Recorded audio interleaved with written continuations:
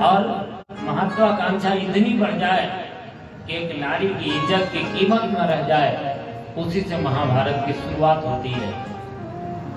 द्रौपदी ने देखा, पहले अपनी शक्ति का प्रयोग किया, लेकिन 10,000 बल हाथियों का रखने वाला दुशासन वो द्रौपदी को खींच करके भरी सभा के बीच लाता है। तब द्रौपदी ने सोचा, मेरे ये 5 पति हैं, ये मेरी रक्षा करेंगे, लेकिन उन सभी ने सिर झुका लिया। और इसके बाद नंबर आता है राज सिंहासन का, सत्ता का। सत्ता की ओर देखा, धृतराष्ट्र नेत्रहीन तो थे ही, पर ज्ञान और वैराग्य का नेत्र भी उनके फूट चुका था।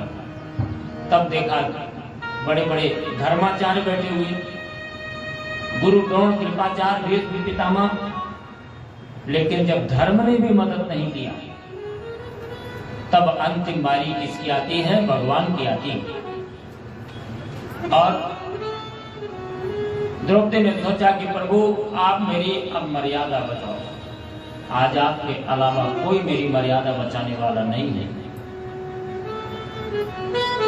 प्रभु जी मेरी क्या बिगड़ेगी, प्रभु जी मेरी क्या बिगड़ेगी, आएगी लाज तुम्हारी प्रभु जी, आएगी लाज तुम्हारी।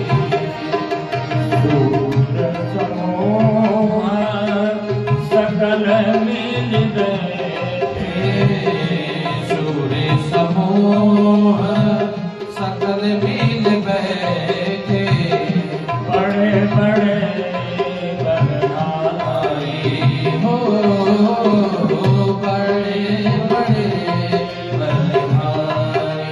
प्रभु मेरी क्या बिगड़ेगी, जाएगी लाज तुम्हारी। द्रोण कर्ण दुशासन, भीष्म द्रोण कर्ण दुशासन, इनने मेरी लाज बिगाड़ी।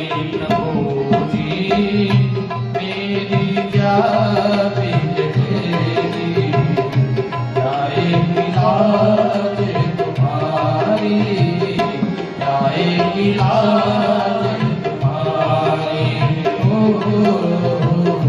जाएगी लाज तुम्हारी। आस लुटी विश्वास लुटा, हार गए सब द्वारे, तब आई बारी श्री कृष्ण की, चक्र सुदर्शन धारे। और द्रौपदी को भगवान ने अपना स्वरूप दिखाया और याद दिलाया। वो वक्त था जब शिशुपाल के लिए भगवान ने अपना चक्र चलाया, तो भगवान के अंगुली में थोड़ा चोट आ गई, तो तुरंत द्रौपदी ने अपनी साड़ी फाड़ी और भगवान के हाथों में पट्टी बांधी। और आज ये जो थोड़ा सा साड़ी का दान है, वो इतना बड़ा बन गया है कि भगवान ने इतनी साड़ियां बढ़ाई कि नारी बीच सारी है, कि सारी बीच नारी है, कि नारी ही की सारी है, कि सारी ही की नारी। इतनी साड़ी बढ़ाई भगवान ने, वस्त्र का अवतार धारण कर लिया कि 10,000 हाथियों का बल रखने वाले दुशासन को भी हार जाना पड़ा कि उसको समझ में नहीं आया कि नारी की सारी बनी है, कि सारी की नारी बनी है। और भगवान ने मर्यादा की रक्षा कर दिया और उसका दंड भी भीष्म पितामह को भोगना पड़ा है इसी का। यदि वो एक बार न्याय कर दिए होते और एक बार दुर्योधन की ओर कड़े दृष्टि से देख भी दिए होते, तो दुर्योधन की स्थिति नहीं थी कि वो ऐसा अपराध करता। इस अपराध को देखने का परिणाम भी भीष्म पितामह को 6 महीने तक सरसैया में सोना पड़ा था। आज द्रौपदी की भगवान ने रक्षा कर दिया। और वहीं पर जिस समय दुर्योधन ने कहा था नग्न करके द्रौपदी को मेरी जंघा पर बैठा दो, उसी समय भीम ने प्रतिज्ञा किया था जब तक इसके जंघा को नहीं तोड़ूंगा तब तक मैं संकल्प लेता हूं, बिना बदला लिए हुए मैं नहीं छोड़ूंगा। और वहीं पर दुशासन ने ऐसा कुकृत्य किया था तो संकल्प किया था बीच में कि इसके छाती का मैं लहू पीऊंगा। और द्रौपदी ने कहा था कि इसके लहू से ही मैं बाल धोऊंगी, तब तक बाल को खुले रखूंगी। ऐसा संकल्प वहीं पर हो जाता है। और इसी भीषण संकल्प का परिणाम था महाभारत का भीषण युद्ध।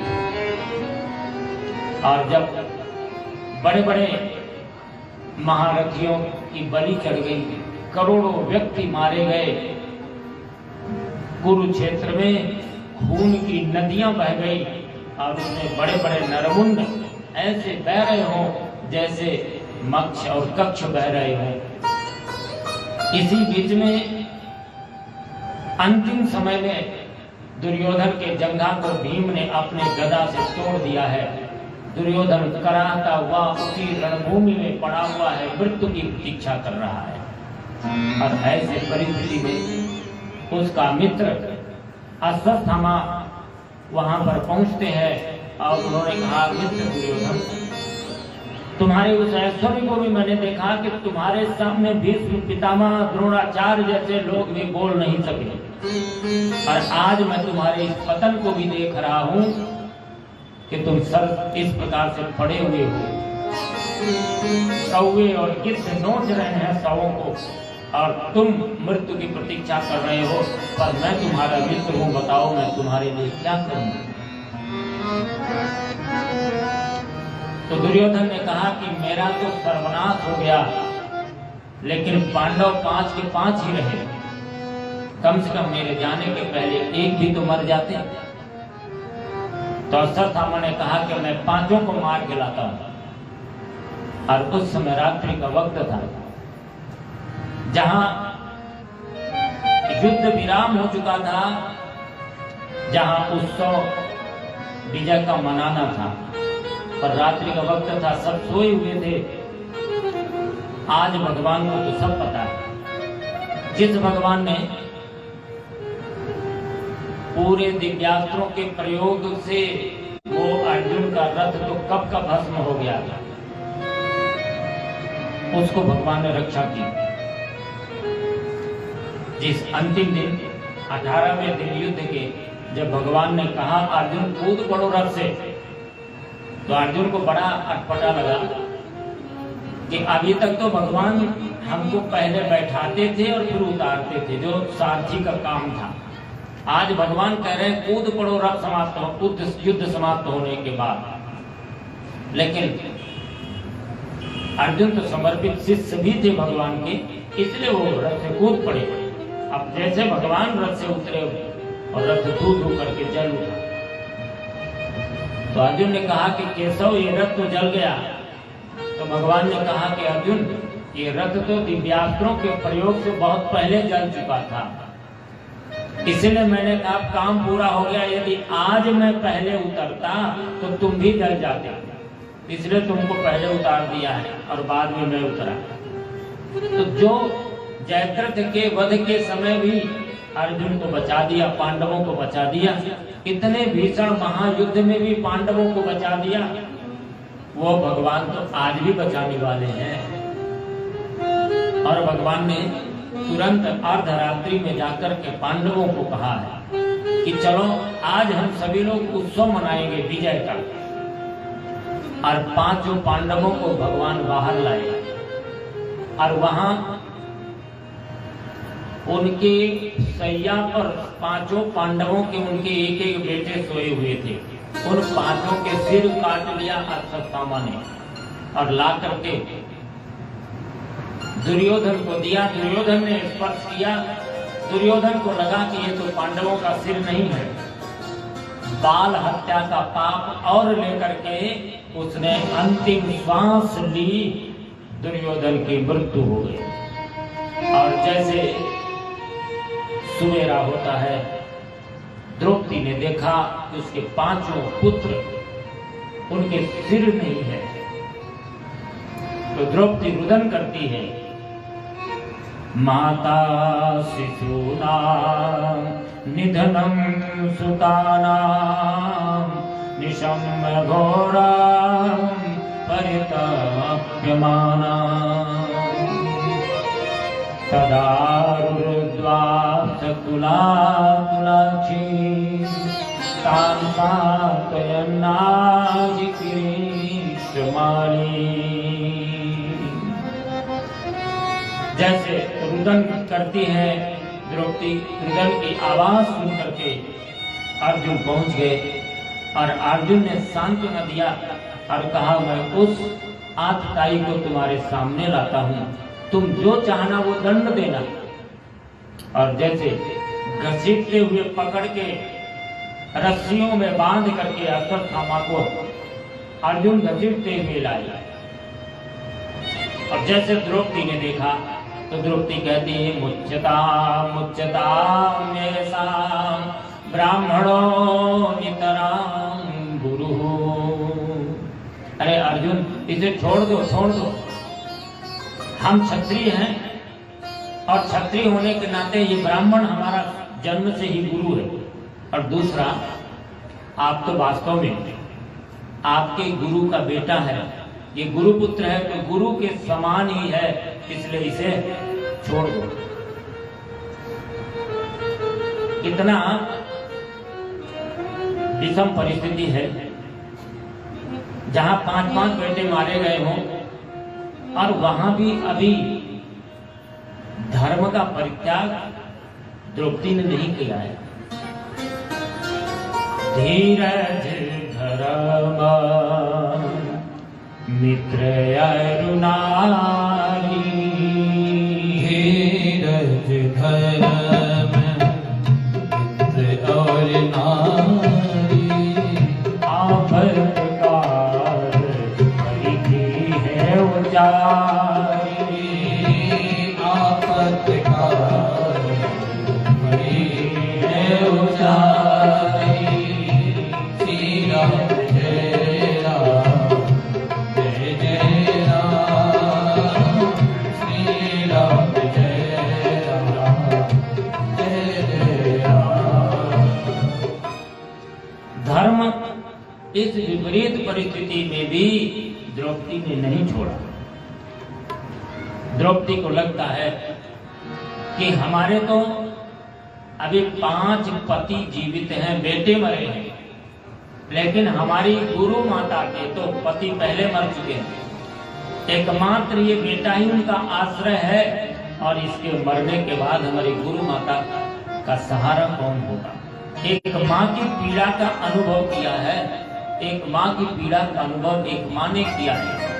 अपना दुख तो सह लिया पर दूसरे को दुख नहीं देना चाहा। निर्बलीकम मतलब ये बिल्कुल अंतर मन से, कोई कपट का भाव नहीं, कोई प्रदर्शन नहीं। कई बार लोग धर्म का प्रदर्शन करते हैं, तो ये भीतर से आवाज है, करुणा है, दूसरे के लिए करुणा है और अपनी जैसी समता है। जो अपने जैसा ही दुख दूसरे का अनुभव करता है वही सच्चे अर्थ में धर्मात्मा होता है। और ऐसे धर्मात्मा का एक क्षण भी भगवान परित्याग नहीं करते। इसीलिए भगवान ने यहीं पर द्रौपदी का एक नाम कृष्णा कहा है। कृष्णा नाम यहीं पर पड़ा है क्योंकि आज द्रौपदी के धर्म की परिभाषा भगवान ने देख लिया। और यही कारण था कि द्रौपदी के इशारे पर भगवान नाचे हैं। द्रौपदी ने जहां भी पुकारा है तो भगवान द्रौपदी के जीवन में आए हैं। और जब देखा युधिष्ठिर महाराज और अर्जुन सब हैं वहां, 5 पांडव, उनके बीच में ये दंड देने के लिए सब तैयार हैं कि हम नहीं मानेंगे, हम तो अश्वत्थामा को दंड देंगे। तो धर्मराज ने भगवान से प्रश्न किया क्या करना चाहिए, उचित मार्गदर्शन कीजिए। तो भगवान कहते हैं ब्रह्म बंधुर्न हन्तव्यम आततायी वधर्हणा। ब्राह्मण का वध कभी नहीं करना चाहिए और आतताई को कभी नहीं छोड़ना चाहिए। तो युधिष्ठिर जी ने कहा कि प्रभु ये तो ब्राह्मण भी हैं और आतताई, आतताई का मतलब जो बाल हत्या करे, स्त्री हत्या करे, गुरु हत्या करे, ऐसे लोगों को आतताई कहा जाता है। तो ये तो आतताई भी है और ब्राह्मण भी है, क्या करना चाहिए? तो भगवान ने कहा कि निर्णय राजा के ऊपर होता है, हमने तो ज्ञान की बात बता दिया, अब निर्णय आप करो क्या करना चाहिए। तो युधिष्ठिर जी ने सोचा कि इनकी मृत्यु भी न हो और दंड भी हो जाए, तो उनके जो मस्तिष्क में ब्रह्म ज्ञान की मणि थी, जो तेजस्विता थी, उसको उन्होंने खींच लिया। और आज भी अश्वत्थामा रक्त बहाते हुए अमर हैं। अश्वत्थामा बलिर्व्यासो हनुमानश्च विभीषणः कृपा परशुरामश्च सप्तैता चिरजीविनः। और यहाँ चित्रकूट में अश्वत्थामा जी के दर्शन कभी कभी होते हैं। मैं हमीरपुर में एक शुक्ला जी के यहाँ कथा सुना रहा था, तो वहां पर एक वैद्य जी मिले और उन्होंने कहा कि हमारे बाबा को अश्वत्थामा जी का दर्शन हुआ, क्योंकि चित्रकूट में ये था कि वो जानते थे कि आयुर्वेद की एक दवा है, इसको लगाने पर जड़ी बूटी, तो किसी प्रकार का व्रण होता है वो ठीक हो जाता है, पर केवल अश्वत्थामा का व्रण ठीक नहीं हुआ। तो जब वो वहां लगाया, देखा कि वृद्धाएं दया आई, तुरंत उन्होंने बांटा और उनके सिर में लगाया, पर ठीक नहीं हुआ। तो वैद्य जी ने पूछा क्या आप अश्वत्थामा हैं? तो उन्होंने कहा हाँ मैं अश्वत्थामा हूँ, तुम्हारी सेवा से मैं प्रसन्न हूँ, तुम्हारे कुल में सदा भी आयुर्वेद की परंपरा बनी रहेगी, मैं आशीर्वाद देता हूँ। तो यही चित्रकूट के अनसुईया के पास की बात है, यहाँ पर उनके दर्शन हुए अश्वत्थामा जी के। तो ये मणि निकाल लिया और अश्वत्थामा का जब अपमान हुआ तो अश्वत्थामा अपमानित होकर के ब्रह्मास्त्र का प्रयोग कर दिया, जो एकमात्र उत्तरा के गर्भ में पांडवों का वंश परीक्षित के रूप में सुरक्षित बचा था, बाकी तो आगे वंश खत्म कर दिया। स्वयं काट करके सिर पांचों पांडवों के बच्चों को, अब उनके पौत्र के रूप में जो जन्म लेने वाले थे उनको भी मारने के लिए ब्रह्मास्त्र का प्रयोग कर दिया। और जैसे ब्रह्मास्त्र का प्रयोग किया और भगवान तो अब सबको सुखी करके अपने द्वारिका को जाने वाले थे, उसी समय उत्तरा भय व्याकुल होकर के दौड़ पड़ी। पाहि पाहि महायोगिन देव देव जगत्पते नान्यं तद भयं पश्येत् यस्य मृत्यु परस्परम। हे गोविंद, हे मधुसूदन, मेरे गर्भ में पल रहे एकमात्र पांडवों के वंश की रक्षा करो, रक्षा करो। और भगवान ने एक क्षण की देरी नहीं की और भगवान देखते देखते उत्तरा के गर्भ में प्रवेश कर गए। जो भगवान अपनी माँ के गर्भ में नहीं गए, भय प्रकट कृपाला दीन दयाला कौशल्या हितकारी। भय प्रकट, प्रकट मतलब जो है प्रकट हो जाए, कहीं है बाहर निकल आए, ऐसा उसको प्रकट होना कहते। जन्म होना नहीं, भगवान का जन्म नहीं हुआ, प्रकट हुए भगवान।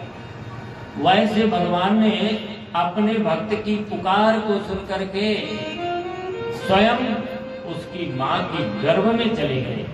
और यहाँ पर कुंती ने देख लिया, आज कुंती को अनुभव हो रहा है।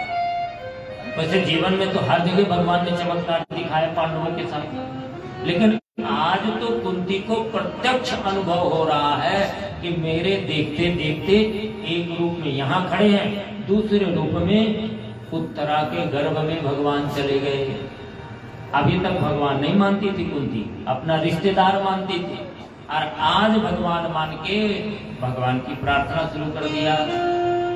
नमस्ते पुरुषं तमाद्यं ईश्वरं प्रकृते परम अलक्ष्यं सर्वभूतानां अन्तर्बहिरवस्थितम्।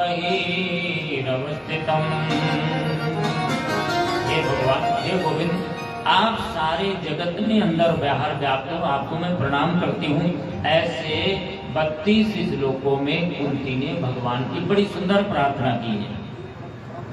भगवान ने कहा कि बुआ, मैं तो तुम्हारे छोटे भाई वसुदेव जी का छोटा पुत्र कृष्ण हूँ, मैं भगवान नहीं हूँ। तुमने मुझे भगवान कहना शुरू कर दिया। तो कुंती ने कहा कि प्रभु, ये तो मेरा सौभाग्य था कि आप मेरे रिश्तेदार हो, लेकिन वास्तव में आप भगवान हो। आज तो मैंने देख लिया। तो भगवान ने कहा कि यदि बुआ तुमने भगवान समझ लिया तो जो चाहती हो मांगो, भगवान सबको देने में समर्थ है, तो मांगो।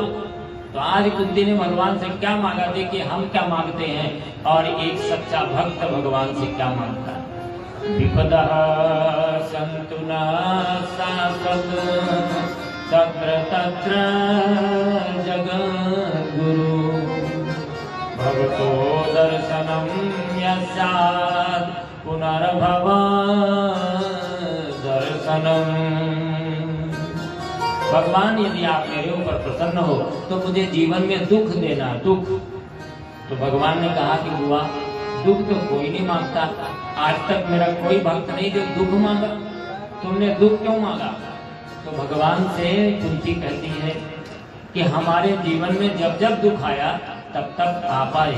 लाक्षागृह में जब हमको जला देना चाहा दुर्योधन ने, तो आपने मदद की। जब दुर्वासा के श्राप से हमको नष्ट करना चाहा तो आपने मदद की। जब हमारे इतने बड़े भीषण युद्ध में जहाँ कौरवों का सब कुछ समाप्त हो गया, आपने हमारे बच्चों पर एक आंच भी न ली। आपने कहाँ मेरी मदद नहीं की। और दुख तो मेरे जीवन का श्रृंगार रहा। मैं जब छोटी थी, जब बच्ची थी, तो मेरे पिता ने कुंती भोज राजा को दान कर दिया। मैं सूरसेन की बेटी होकर के मैं कुंती भोज राजा की बेटी बन के कुंती बन गई। और जब मैं जवान हुई, मेरा विवाह हुआ, तो पीलिया के रोगी पांडवों के साथ विवाह हो गया। तो मैंने अपने जवानी में भी कोई सुख नहीं होगा। संतान तो मुझे दुर्वासा के मंत्र से प्रयोग किया, मैंने देवताओं से अपने आप की संतान प्राप्त हो गई। और जब एक बार हमारे बेटे को, भीम को विष पिला करके और समुद्र में फेंक दिया था, उस समय बेटा हमारा बहता हुआ चला गया नागलोक, और नागों ने उसे अमृत पिला के 10,000 हाथियों का बल दे करके भेज दिया। तो आपकी कृपा जहाँ होती है, वो विष जो मारक था वो विष तारक बन गया। गरल सुधारी करहि मिताई, गरल सुधारी करहि मिताई, गोपद सिंधु अनल शीतलाई, गोपद सिंधु अनल शीतलाई, गोपद सिंधु अनल शीतलाई। दुख तो मनुष्य के जीवन का श्रृंगार होता है। आंखों में यदि आंसू न होते तो आंखें इतनी खूबसूरत न होती। दुखों की मार यदि आई न होती तो प्रभु तेरी याद आई न होती। इसलिए वास्तव में दुख तो हमारे जीवन का श्रृंगार है। इसलिए कुंती ने भगवान से दुख मांगा है। और सबसे बड़ी बात, कुंती ने कहा कि प्रभु, ये ममता ही दुख का कारण है। ये जो ममता हमारा हमारी अपने परिवार बच्चों से बंधी हुई है, इस ममता को आप अपने साथ जोड़ लो। यदि मुझे कुछ देना चाहते हो तो बस एक ही बात देना, रहे जन्म जन्म तेरा साथ, यही वर मांगू प्रभु। वर मांगो प्रभु, वर मांगो प्रभु, वर मांगो प्रभु, वर मांगो प्रभु। रहे जन्म जन्म तेरा साथ, यही वर मांगो प्रभु। रहे जन्म जन्म तेरा साथ, यही वर मांगो प्रभु। रहे जन्म जन्म तेरा साथ, यही वर मांगो प्रभु।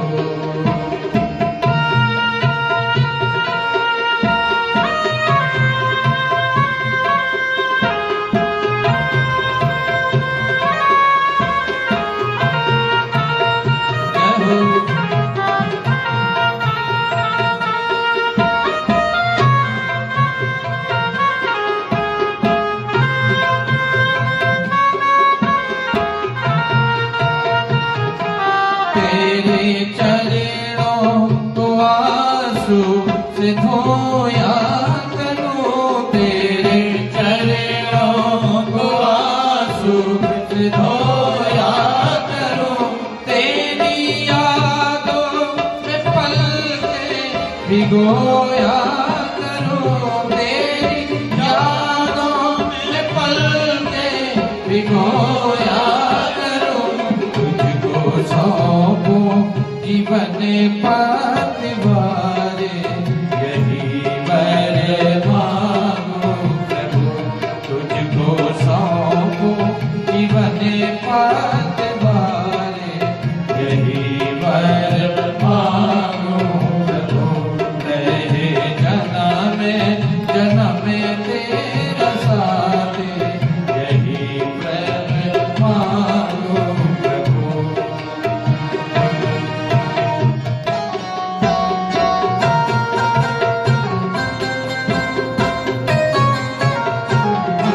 बिहारी लाल की जय हो।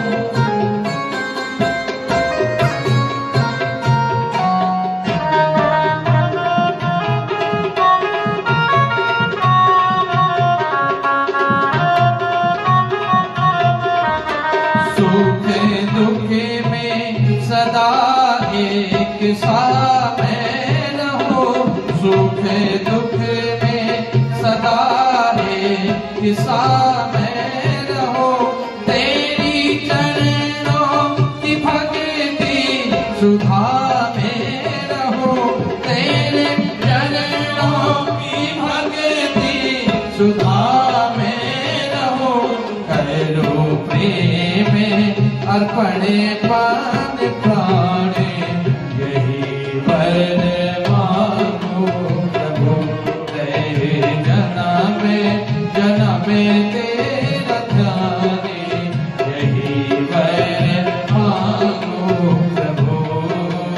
यही वर मांगो प्रभु, यही वर मांगो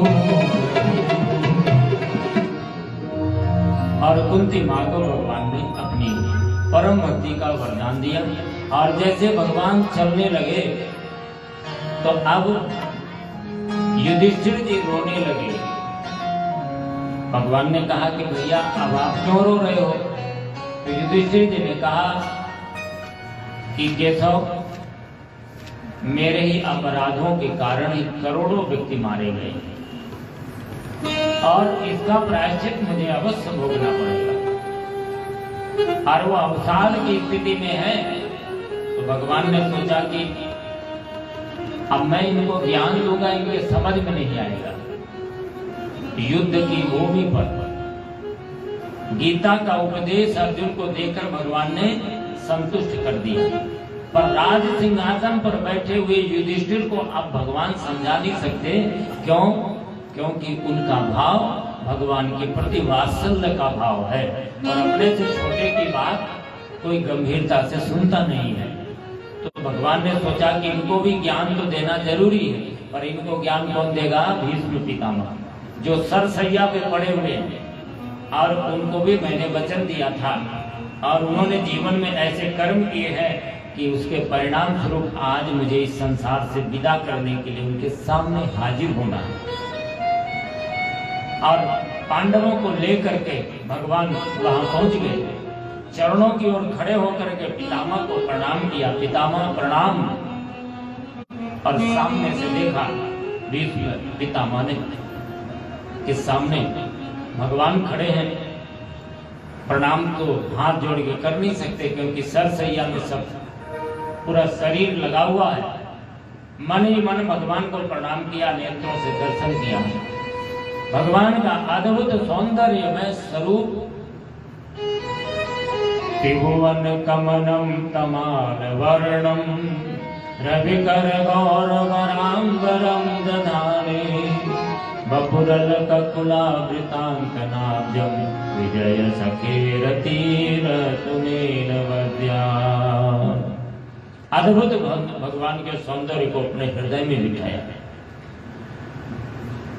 युधिष्ठिर को समझाया कि देखो युधिष्ठिर, ऐसे भाई भगवान साक्षात नारायणों कुमार, ये जिनको तुमने अपना सारथी माना, अपना रिश्तेदार माना, अपना मित्र माना, वो साक्षात भगवान है, जिनके दर्शन करने मात्र से मनुष्य की जीवन की शुद्धि हो जाती है, मोक्ष की प्राप्ति हो जाती, जिनके नाम लेने से वो तुम्हारे बीच रहे, तुम्हारे सेवक बन करके रहे, ये साक्षात भगवान है।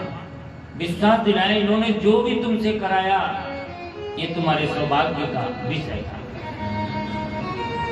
और भगवान ने कहा कि पितामह इन्हें आप ज्ञान दीजिए। तो उन्होंने दान धर्मान राज धर्मान मोक्ष धर्मान विभाग सह स्त्री धर्मान भगवत धर्मान समास व्यास योगतः, सभी धर्मों का सुंदर ज्ञान दिया। राष्ट्र धर्म क्या है? जिस राष्ट्र में नारी और प्रकृति का संरक्षण होता है वह राष्ट्र परम वैभव को प्राप्त करता है। इसलिए नारी और राष्ट्र का संरक्षण करो। और मैंने कहीं न कहीं गलती की थी, उसका प्रायश्चित मेरे सामने सरसैया में 6 महीनों तक प्रतीक्षा करना था। मैंने यदि क्रोध उस समय किया होता तो ये स्थिति नहीं होती। समय पे क्रोध करना भी आवश्यक है। जटायु का क्रोध जटायु के लिए वरदान बन गया था और भीष्म पितामह का क्रोध न करना समय पर उनके लिए अभिशाप बन गया था। लेकिन पूरा जीवन भीष्म पितामह का राष्ट्र और अपने कर्तव्य बोध पर बीता है, इसलिए आज भगवान भी उनको विदा करने के लिए आए हैं। और भगवान को देख करके भगवान का स्मरण करने लगे। कितो स्मरण कृतम स्मरण।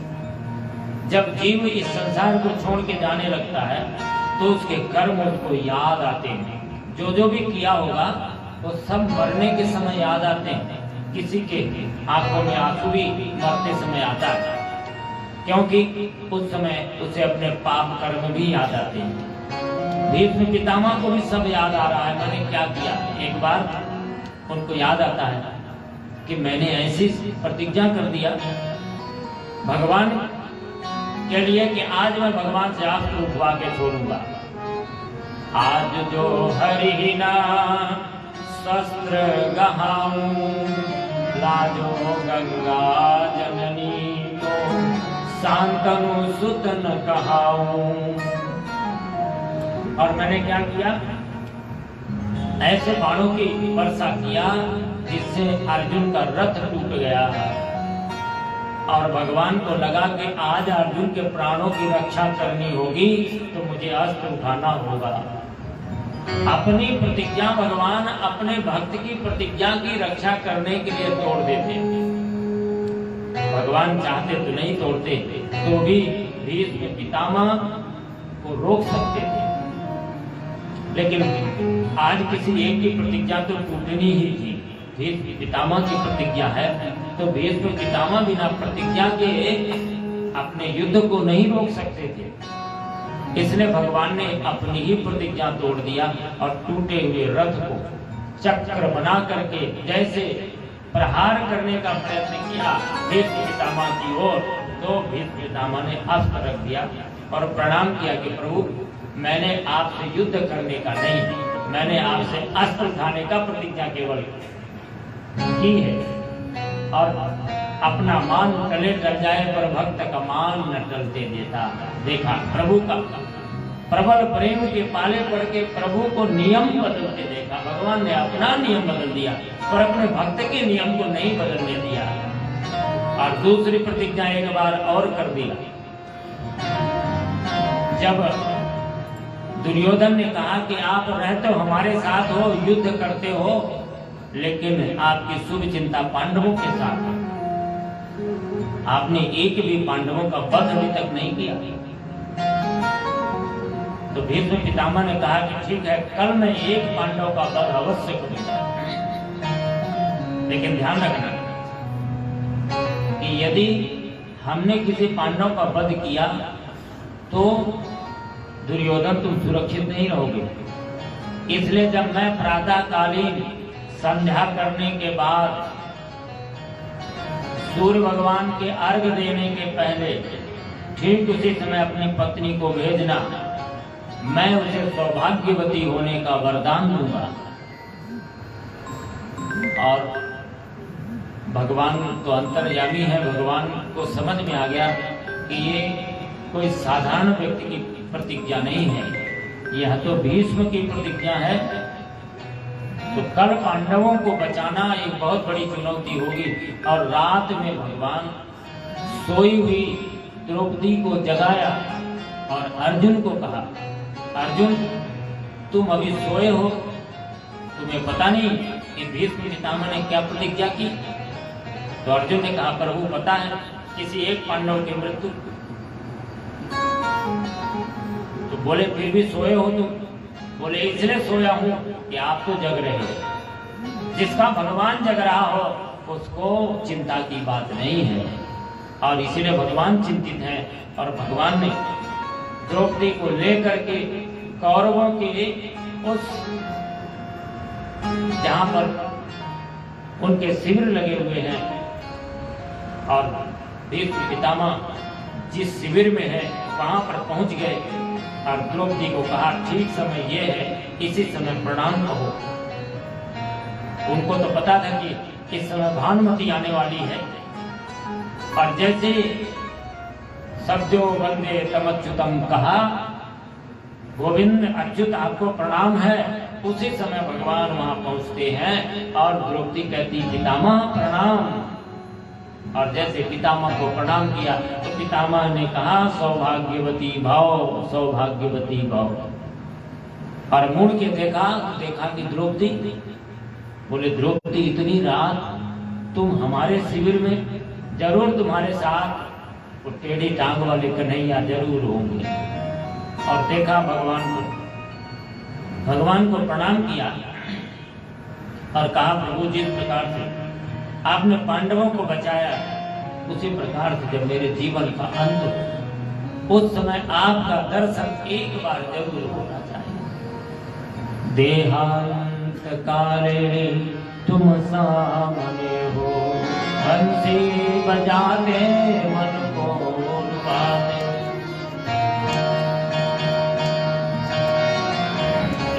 इतना तो करना स्वामी, जब प्राणी तन से निकले, गोविंद नाम लेकर, गोविंद नाम लेकर, फिर प्राणी तन से निकले, गोविंद नाम मिले करे मेरे प्राण तन से निकले इतना तो कहना स्वामी जब प्राण तन से निकले गोविंद नाम मिले करे मेरे प्राण तन से निकले गोविंद नाम मिले करे मेरे प्राण तन से निकले प्यारे बीड़ी बीड़ी ताली सा हरि बोल जय हो व्यास भगवान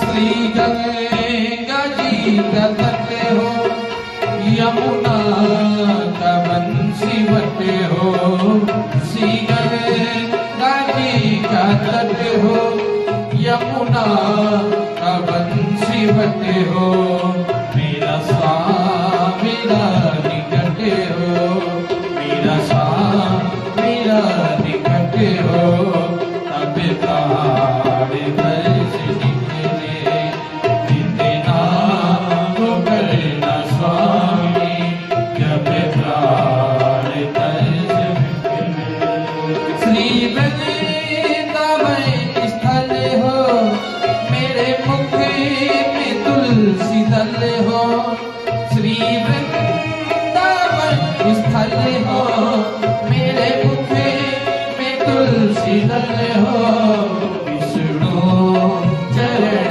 का जल हो विष्णु चरण का जल हो जब प्राण घर से निकले इतना तो करना स्वामी जब प्राण घर से निकले जब प्राण घर से निकले जब प्राण घर से निकले बोले विश्व पितामह भगवान की जय भक्त भगवान की जय भक्त वत्सल भगवान की जय और अपने नेत्रों को बंद किया विश्व पितामह जी ने और अपने हृदय पटल पर भगवान को बैठाया और चिंतन करने लगे कि प्रभु आपको मैं क्या दे सकता हूँ। पूजा के लिए कोई पुष्प भी हमारे पास नहीं है, तो पुष्प मात्रिक छंद से ही मानो उन्होंने स्तुति करना शुरू कर दिया भगवान की और भगवान को अपने हृदय पटल पर बिठा करके भगवान से प्रार्थना किया कि हमने जो भी जीवन में कर्म किए हैं उन सब कर्मों के परिणाम स्वरूप हमारी बुद्धि निर्मल हो गई है। इति मति रूप कल्पिता विदेशा भगवती शाश्वत तुंगले विभूमि स्वसुखमुपगते क्वचित् हर्तुं प्रकृतिमुपेयुषि यद् भवा